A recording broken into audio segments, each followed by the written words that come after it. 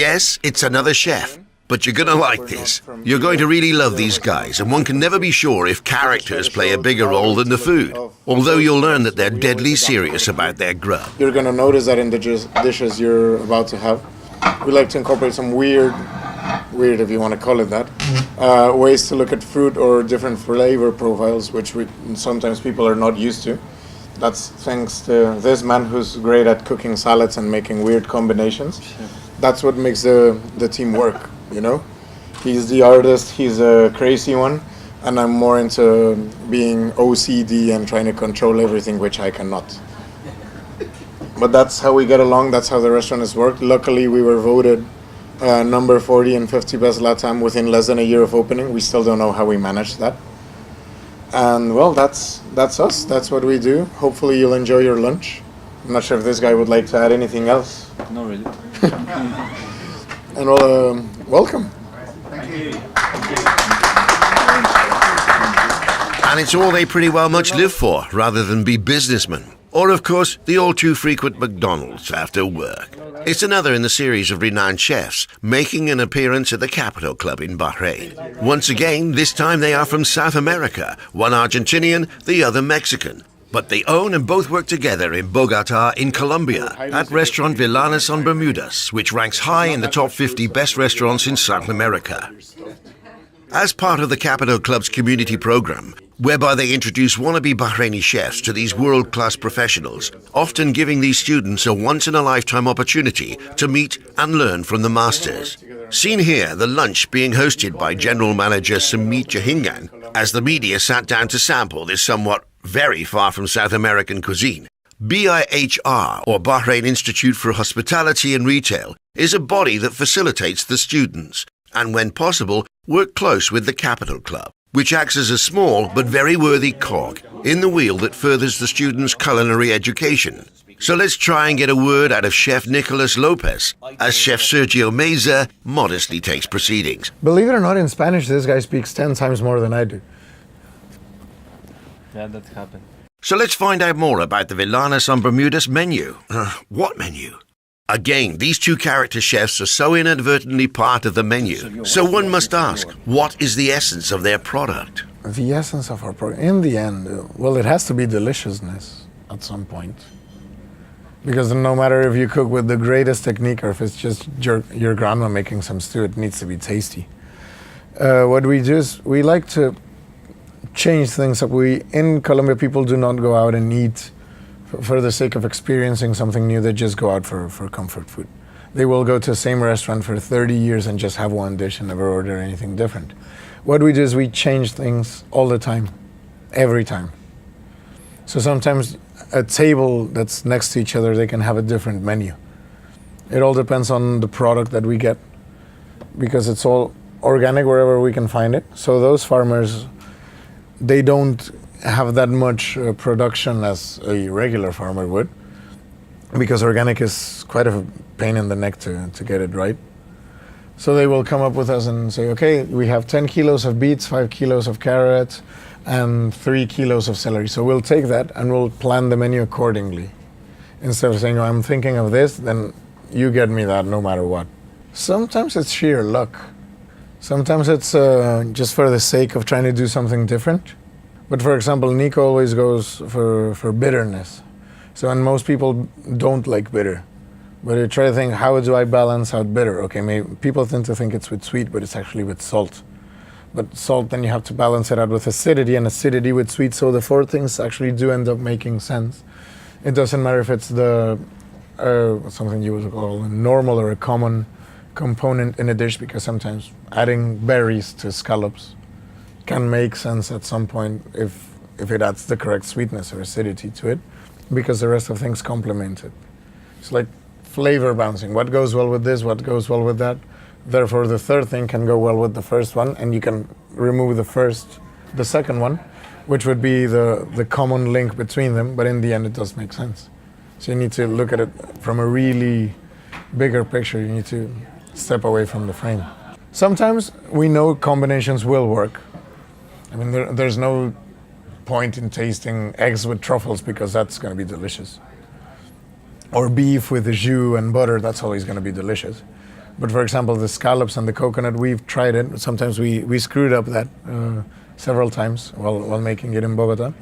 Then we figured out the way to make it work properly, and it makes sense. Some dishes we don't taste because we know they'll work.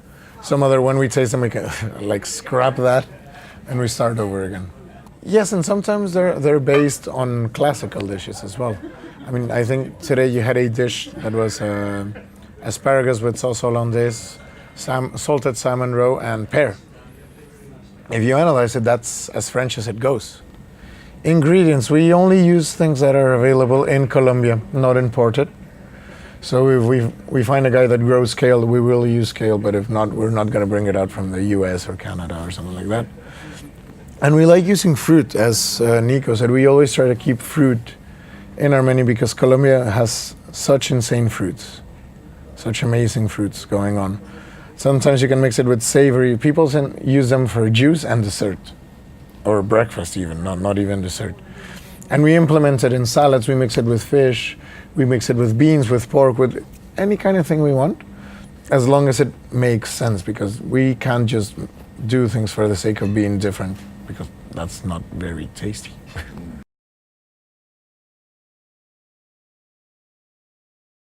Yeah, sometimes we do them smaller. 10 dishes. I'm pretty sure you've had it. Sometimes you go to a restaurant and they start sending things. And all of a sudden the main course comes and you're like, oh my God. We don't want that feeling, because in the end it's dinner. If it were lunch, then you can live with it because you have the rest of the day to burn it out. But for dinner, when you have that sinking feeling that your body hurts out of eating so much, you say like, oh, stop, I don't want any more. We want people to walk out satisfied but not stuffed. We're not against meat. I mean, whenever we get a good chunk of meat, we enjoy it, of course. That's amazing. Who doesn't enjoy a proper steak? Vegans, of course, but that's not the point. But the thing is, a good steak will always taste like steak. It's easy, it's slutty, it gives you what you want whenever you want it. That's not what we want to accomplish. Because, you know, getting something out of vegetables can be a bit more complicated than just getting something out of meat, because I could roast a piece of meat, do no garnish, just salt and pepper, and it's going to be tasty. But if I give you a boiled leek, you're going to feel like, what the hell's wrong with you, kid? So we want that leek to have the same gastronomical value as the steak or as a lobster. Everything is worth the same gastronomically. It doesn't matter if it's more expensive than the other one. That's what we want people to notice. Why would something be, for example, a sardine and caviar? If you get a good sardine sandwich, that's going to blow you out of the water. If you just have caviar on its own, you're going to hate it, honestly. That's why we focus on vegetables, because vegetables depend on the soil and how you treat them, on everything. The meat is just, okay, it's a fancy cow. Did it eat properly? Then just chuck it in a pan and it's going to be good.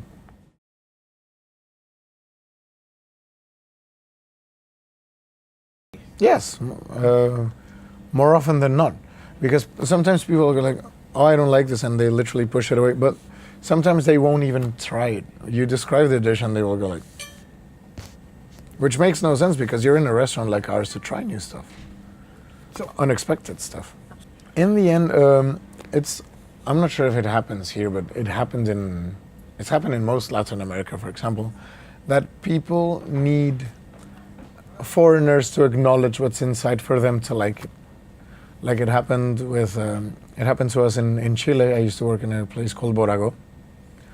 And everyone from Chile that went there said, oh, that's shit food, we hate it, that's not real food, those herbs don't mean anything.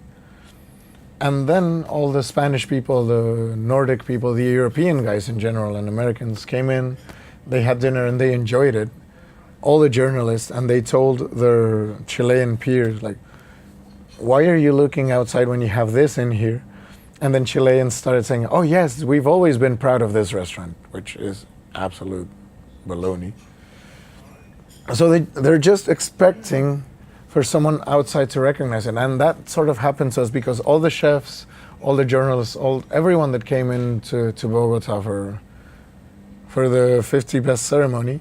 They all ate there and they all loved it. And then they started telling everyone, and all of a sudden the restaurant's packed with Colombians because they want to figure out, they want to know what's so good that the foreigners voted it and they had never heard about it. So our restaurant has mostly stayed operational thanks to foreigners, other than locals. Then we have a couple regular locals that, as it happens all the time, but it's mostly foreigners that kept the restaurant afloat in the first year of operation.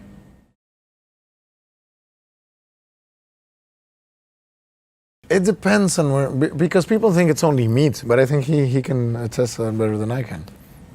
No, it depends of the regions area. I'm from the north. It's more. It's between the Spain and. We have a lot from the Arabian people too, where I'm from, and obviously from the Aborigines. It's Francis Manman is a big chef. Says it's the best cuisine in Argentina because it's more typical and it's a long time we prepare. But it's not only meat. We have a lot of other things. Colombian food is a really interesting and complicated thing to get into because it's really rich in carbs, and they could have meat with a garnish of meat and they will be happy. They don't eat vegetables except, rice, beans, and fried plantains. I think that's as far as they go. It's not the best cuisine in South America. For example, Argentine food is outrageous. When we were in Argentina, we ate differently every day and it was crazy. Peruvian food is crazy as well. And Mexican food, I can't even begin to explain how much I like that. Mm-hmm. It's not even because I'm Mexican, because I do enjoy it. But Colombian people don't eat spicy food at all. That mole would have killed everyone over there.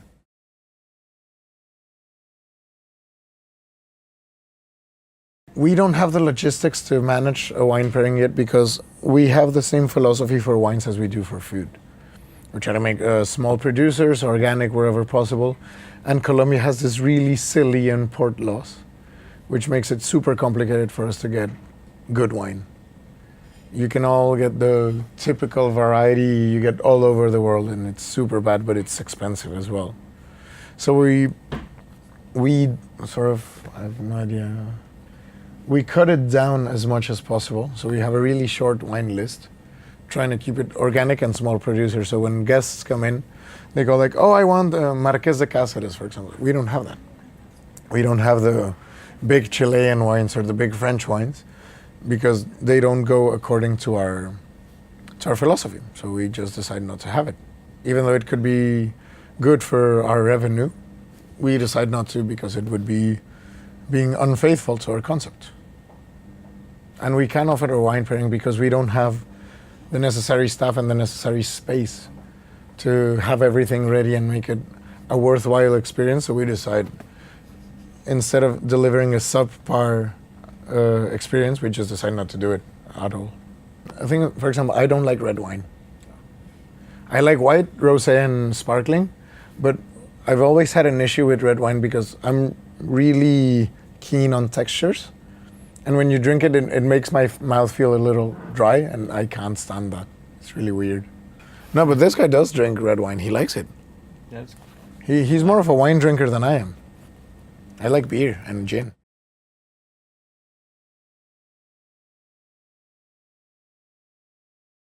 Obviously, we don't. No, that's. But with pizza, crappy food.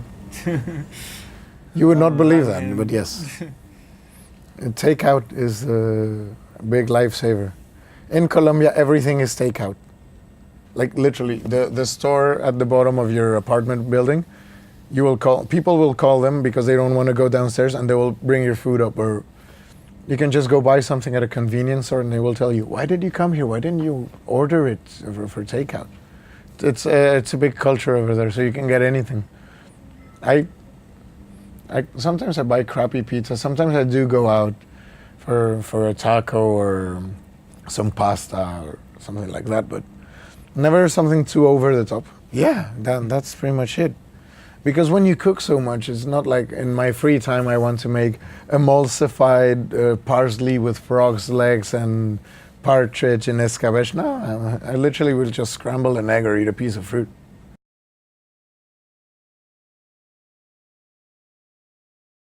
It was chance. He invited me. And he got there by chance. Yeah. And he got the thing for the restaurant. He rang me and said, okay, should we do this? I'd never been, and I wanted to get out of Mexico because I'd come back to Mexico after a long time of not living there. I just noticed I'm a foreigner in my own country. And I left.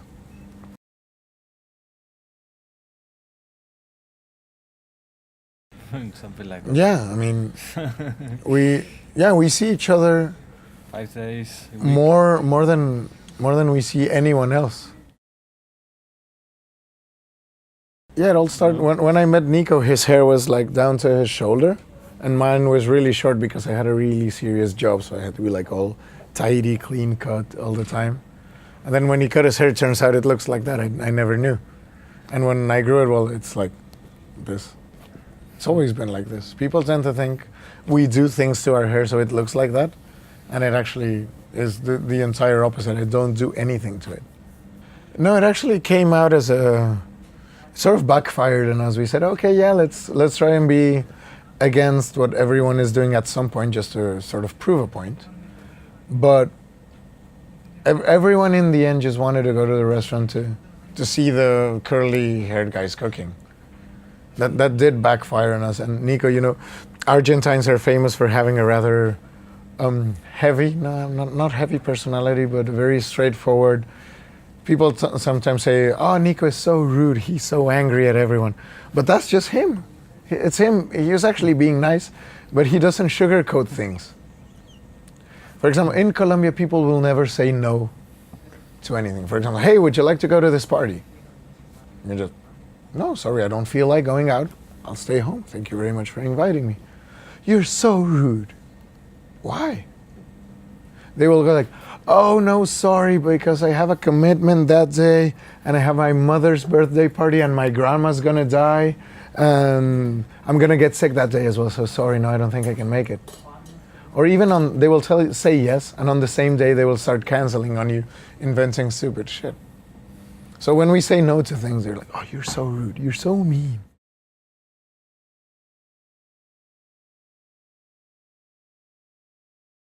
Well, we could not have another Villanos because it's like our brainchild. So extrapolating that onto someone else, that would be an entirely different restaurant. So what we think is maybe investing in the talent or in different concepts, because this kind of restaurant is not a proper it's a business because it works, it moves cash and everything, but it's not very profitable. It actually has a very low profit margin. So once you get a certain name or reputation, you can open several other concepts that are guaranteed to work, hopefully. So we always thought about making something more casual, like a taco place or a fried chicken place or a roast chicken place or just a tortilla shop, something like that. Not big restaurants like we're not Jean-Georges or Daniel Boulou that they have 15 different kinds of bistros and they're all pricey and expensive and beautiful and high-end. We actually want to strive away from that because restaurants like these are way too demanding and you have to be on top of it. It's like raising a kid. And honestly, if we don't have kids, why would we want to be raising a kid? Because it's a business in the end. It doesn't matter how artsy and how romantic everything can seem. You have to live out of something.